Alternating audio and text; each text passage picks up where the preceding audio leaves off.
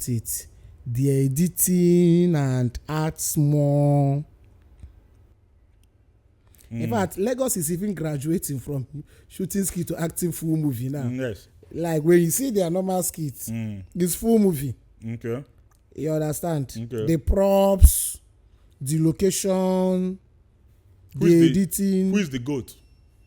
Content creation in Nigeria. Who is the GOAT? Greatest of all time. I'll give it to Broda Shaggi. Woo! I'll give it to Broda Shaggi for Onye Obodo is the greatest of all time. For me, GOAT. you go extra mile. You get the one why I watched last. Baba fall inside pot. If inside gota water, content. Who is the GOAT for Southeast? In terms of content creation, the GOAT, greatest of all time. I'll give it to Southeast. Yes. Okay. Southeast. I'll give it to Abino Brothers. So. Abino Brothers. Yeah, I'll give it to them. Abino Brothers. Shout out to Black Abino and Mr. T. Abino Onyamoma. For Onye Obodo, you people are the greatest of all time. GOAT. Okay, let's go to women. Greatest of all time. Nigeria. GOAT. Women. Which woman now they do skits? Why they like?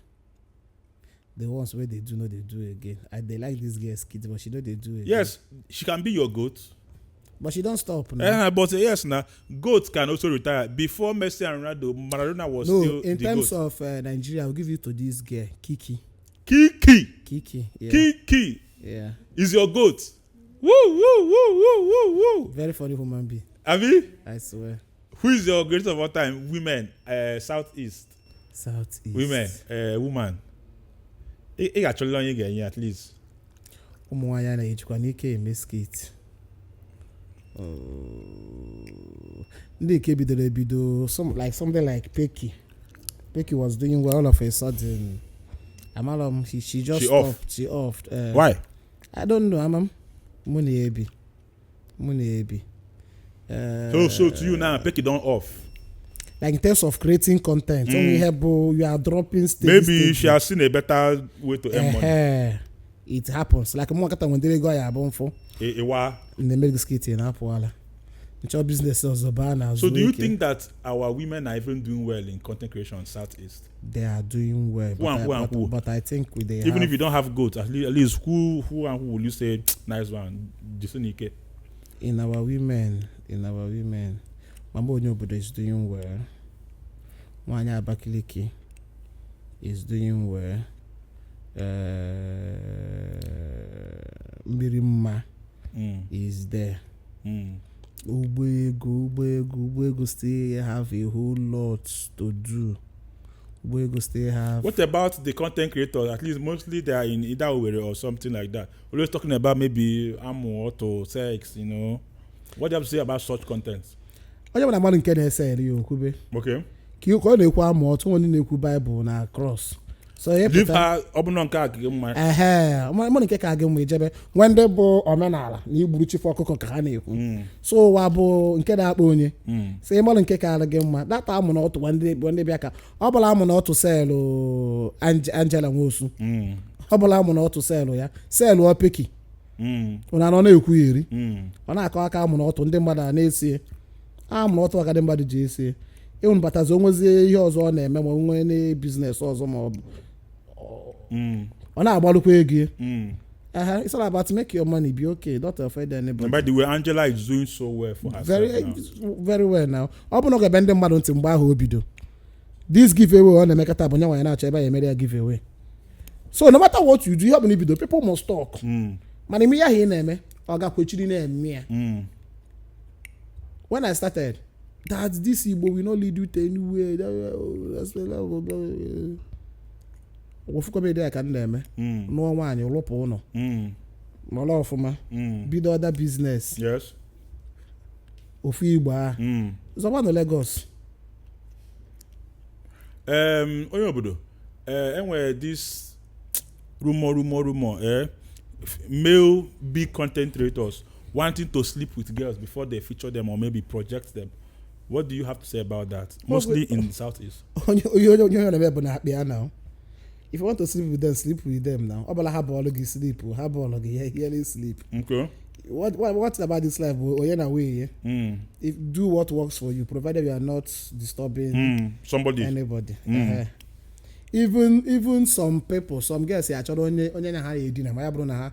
In fact, some girls actually dinner without even featuring.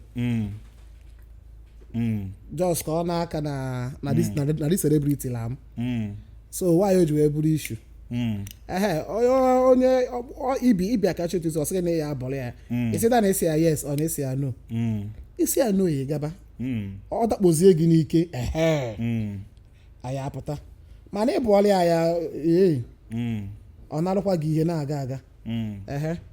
Ụfọdụ na-eme na like somebody like me, if you come you want to join, you will pay. I dey collect money. Okay. Yes. Okay, that's your own mantra. Yes. Because if I no collect that money, you no go be serious. If you want to join what? My academy. Okay. Yes. Okay, you have an academy on your platform.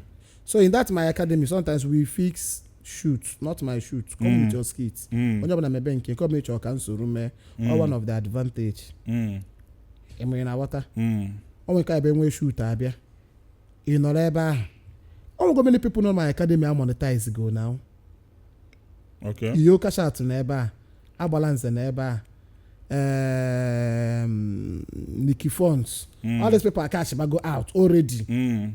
When they follow join, we may pay their page safe. I'm na water now. Man, if you don't open na here guy, he went on a platter of gold, they will not value it. He chelo na card. We go keep on mgba and say I'm going to be nwere ego na ya one girl one or be me child skate oga. Imi ho gwam. I say makwa ifugo. Mom can no so meskita ajuwega. See, are you stupid? Wow. Say na apple. No way. So my skita da gabu be fair bia.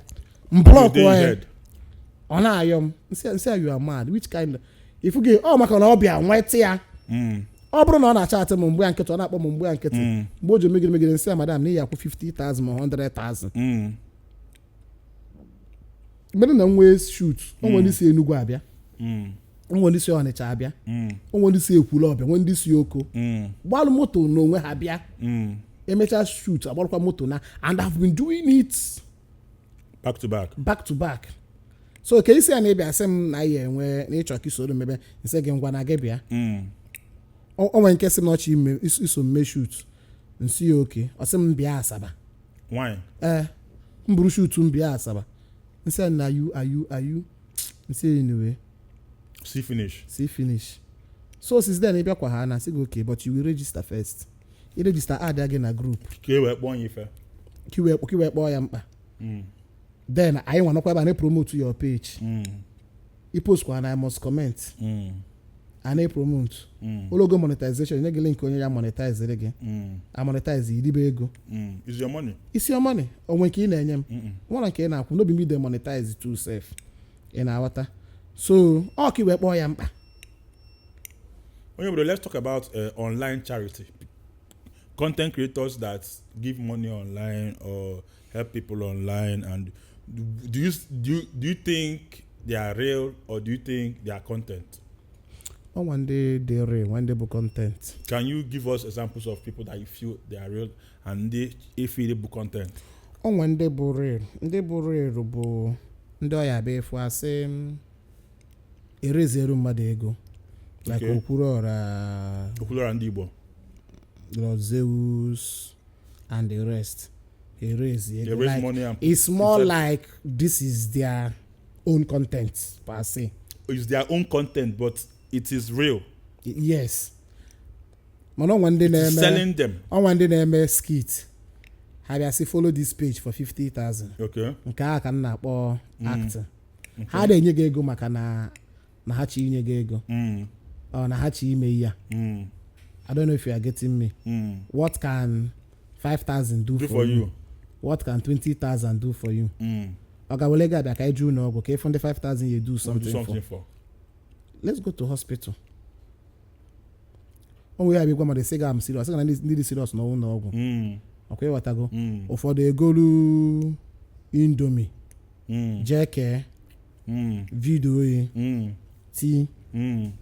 Now, sometimes ana afụbịa in two ways ọnwa ndị na-eme ya as content nwa ndị na-eme ya as to tell people. I give example. I think the last time something like that charity post to Bumbenga leprosy home. People are not able to exist. Yes, I saw that video. Yeah, hospital, prison. So in Jeba, normally they go charity every month. That's confident with my God. Okay. I'm a man water. So in Jenka, Semba, I need to post this thing. I need to expose it and bring people's mind. People contributed more. I got you as well after going. Nobody believe on a sustain card. And that was my first time when we gave. I'm never because I said, "Can you go there?" Na charity in a government no go na hospital and all that. Man, of all the to create content awareness. For the name to gather followers. So in Wike, can you give us names of people you feel are doing that for just content and just give away? Ruby Ojiako. Ruby Ojiako. Okay. Ruby, can you name? Oh, on the skit. On the my skit. On the make up the trend on. Ruby is an actor. Yeah, she's an actor. Okay. So sometimes either they give away online on a fake. Fake. Konyozo. Yeah, konyozo mahapbo. On didn't so people that I follow. What about Untouchable, the one he used to give that year? Nke a bụkwa fake. Nke a for content. Okay. It's for content. And where people na-enye more like actually mo interview Sabinus na-eme. Sabinus. Because Sabinus was how many millions ka ọ na-enye every month oja charge. But he has never posted it. So when many people and you believe him? Many people na-enye. Let me tell you the truth, anybody that is doing well, go and ask. Onwe ebo si enye. Yes. Imagine still na giving. Okay? For you to receive, you must give. Nobody there ever receive without giving. Very spiritual. And keep like a giving us that period that here mark at the ending of the month come imagine give. Izubu wabia. Last carry again I can okay every month. To discourage you from every giving. month na 100,000. A beginning of month only 100,000 ball okay. When you look at that period in an account again, enough for 150. It's a 100 get off for the 50. My name the trick. Ozubi pull that amount. Go and see way not yet zoom or multiply you will not even know. Shock you. It will even shock you. Sure. Shout out to Okulor and I envy those people. Why? Sometimes I jealous their mental health. Their mental health is very strong. I cannot do it too. So only one person can source go for fund online. And then we get bigger. Only my in fact I ain't something. What they call Biaza no? Biaza kidney problem. You lost him now? Yes. Only I need to call like money had to call. The same flat come like we dey share flat. Okay, what I so other one so na se fan nebiko. My why? Sometimes I jealous Okulor and Zeus. Their mental sometimes I take them where they are kind of mental health. What I go I know with Zeus one day. Zeus nearly cried. Same number on a gabiga. Don't let me go to Kosina Taifa face go do comedy. Because in my why? You have friends. You have a nigga na go call school. You have a nigga na ha to call. You have a nigga na ha be na street. You have a nigga na ha to call no way. When I'm mageketa I'm gonna give my one-on-one. Put online forget be you raise only at 3 million, 5 million, 20 million, 7 million. And then eleka. I didn't eleka. Mboge. Sige biko gini go do mu 200,000 or 500,000. I'm enjoying we okay, I'm coming with full force. Yes, go do me. Yes. But look at that moment, you raise in the your money. mana ọ bụrụ ife njụ gị na you raise am. na you raise am irezu igwe bụ 20 million You are the channel. mekwa ebu ihe a anụ mụ na gị mma in fact your nwanne m nwoke na-anụ your sister ị nwere in-law ị nwere cousins ị nwere nephew ọ gaghị niile nwere problem o and 90% of problem enwere na Nigeria bụ financial problem. I agree. 90% of problem enwere financial problem. Na imagine say na okwuru ọra kịta bụ my junior sister ka ọ na-anụ. Ọ ga-akwụbakwa go. Hey. Okwura is the most prospective bachelor in Nigeria. Ifuge now. Yes. Now, ọ na-eme. So, mụ na-ada eme me I know they do mandatory text na-enweta. Ọ nwe nke from sim no boss I just started comedy because support me in any little way even if na to buy iPhone for me ma you start.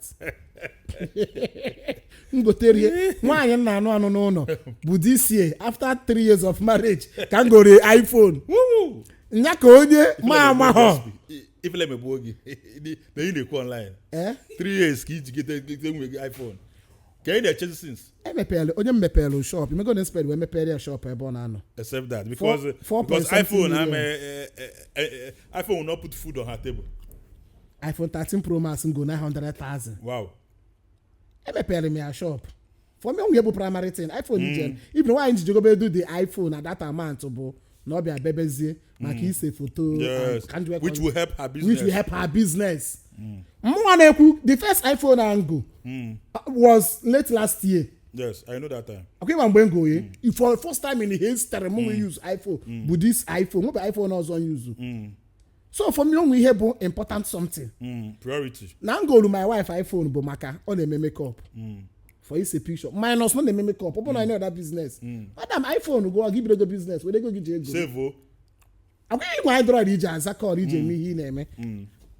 I mean what so many chance na abịa so no gide na asị so Chineke mma ihe okwuru ọra na Zeus ya na-agabiga meet Zeus wee kọbara si m ivi ma ndị befa o nwere isi na village o nwere ndị mma gị ya sị na ebe m na ebe gị ihe na-akpọzi abụ ka mma n'ezi na afọ ọ na-azazi mana ya na-atụkọ ụfọdụ akpọ ga ya kpọrọ gị Zeus akpọ gị ezugbo afa gị like when nakata mmadụ kpọmkpọm Chinonso ha afa amalụgo m na onye amarụ from time immemorial na ọ bụrụ ihe taa so ọ na-abịa with full confidence ọ nwere gị na ha nọ na ofu WhatsApp group maybe old boys ma ọ bụ nka ọ bịa fụga ebe ị na-enye biko nwanne anyị nwere pịapịapịa mgbe Igbo na-emeela we just raised 20 million they have started echi ọzọkwa even more na many people na akpọ send go number Okoro send them number Zeus send them number Okoro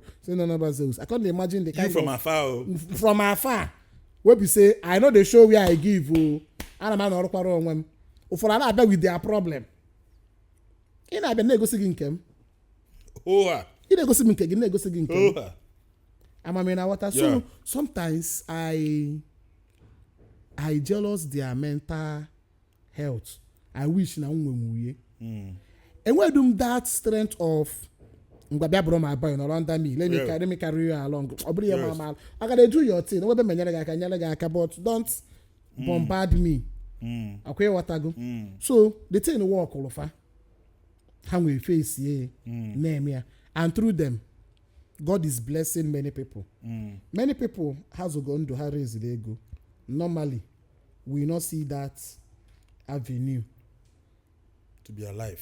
Onwe ndị na-akpọ m onwe nke kpọ m moto kpọkọta Zeus adịghị pik ihe ngwa ya bụ ịmana onye isi akpọ ka ndị ọzọ si akpọ yes and Zeus even Jesus Christ ọ bụrụ mmiri nne ka ọ help bụrụ mmiri nne ka ọ gwara ya so ihe na-eme bụ just na-send message na-akpọ o megidezie pik ihe nke gị ịkọrọ ya story ọ na-anya fụ na ihe o ya emenwu ihe bụ ịnọrọ ebe ịgbalụ moto jee Nsụka jefuo onye ahụ take a risk ma kidnapping a na-eme gbaa moto jee Port Harcourt meet onye na-ere eziri ego si ebe a jee ebe a si ebe a jee ebe a si ebe a jee fụ ndị nka ịmara your own personal time ịmakwana kwesịrị anọgide ewepụta one full year dobe Zeus na okpuru ọra ka enyi funu chọ ọ mmanya labanụ mmanya ọ nwa achịta ụmụazị tabanụ nwa onunu tafụ atụtapụzi abụ ndị ọzọ achịrịzi ejechọ ndị na-anụ ndị chienu nwaanyị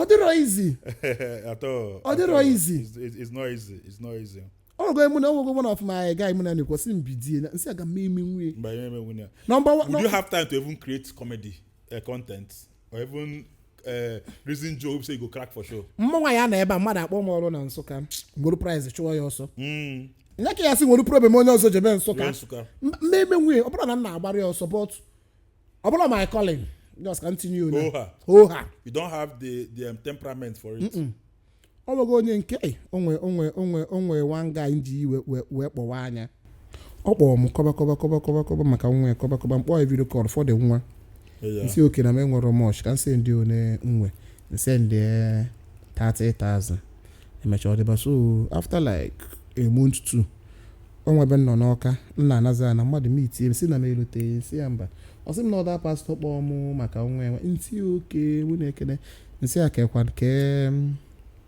maka nwa gị ọ sị emecha dị nwa nwụọ nsị ahụ ya nsị asọ ọ sị mana kịta na ihe na-esiziri ha ike nke a na ọmazụkwa ihe na-eme eme na o ji n'idikwa ego ihe ekwe kịta ka nyekwa ego ọzọ kọbakwa na moto ya ji wee nwee accident na Unizik Junction nsị achere ọngụ enwe moto a nwere accident ebe Lexus 350 ị na-anya 350 na-aya m nwa na-aya Corolla 2004 ego say you are wicked. In aya 350. Wala nwe akpala ego. O choji nwa ekpe ego. Abgodo maka nwa.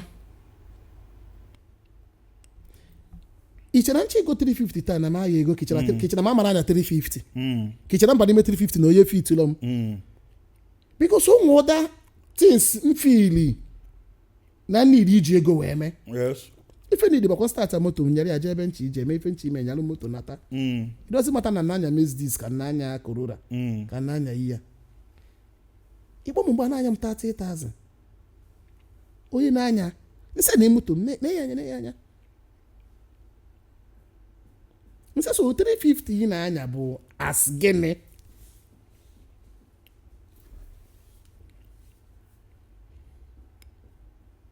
Ina wata na so many people you na-akpọ ga-abụkwa na ha nwere that problem na ọka akapụghị ga onwe nke anyị don ukwu onye nke ọ help sendikatala ego megide bido the woman business meet the woman na na-azụkwa nwere ha na-azụ na phone shop efu go why na igotere m fridge ego fridge nye meet kwa ya mgbe ọzọ business efu go anyị don spend close to 3 million n'isi that woman because you know why a receiver, a beggar, enwelo limit. Yes.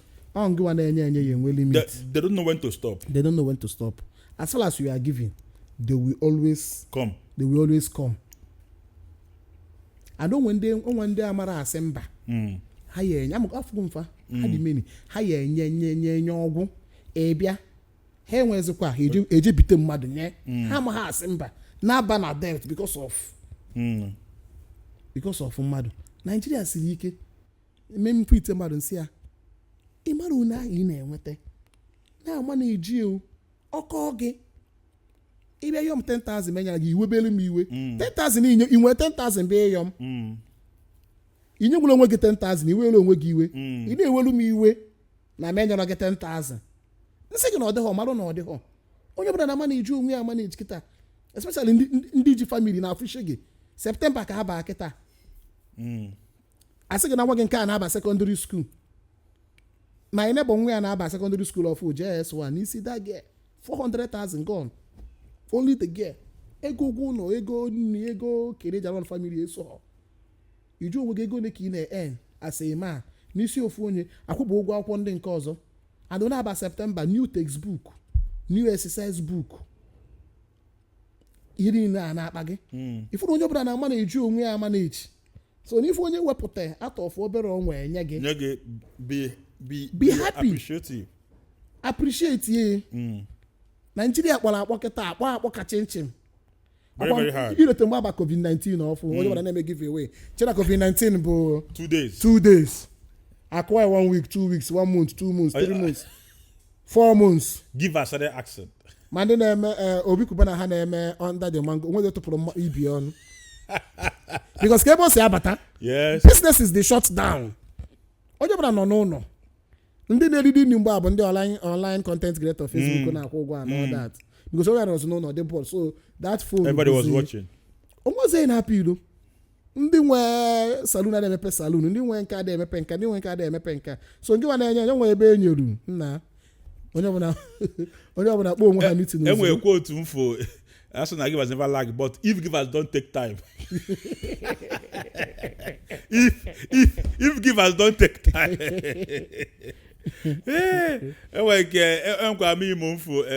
We rise by lifting others. I'm asking me say that look at who rose. Ka ifu all those receiver na ya da enwe. Mgbe ahụ dị ka Obi Kubana na Chief Priest na-enwe fracas. So Chief Priest webe post to if I did not wake up this night, just know that they have killed me. Onwe one septic post on me. Mmadụ bịa comment ya say, boss, please do give away before you die.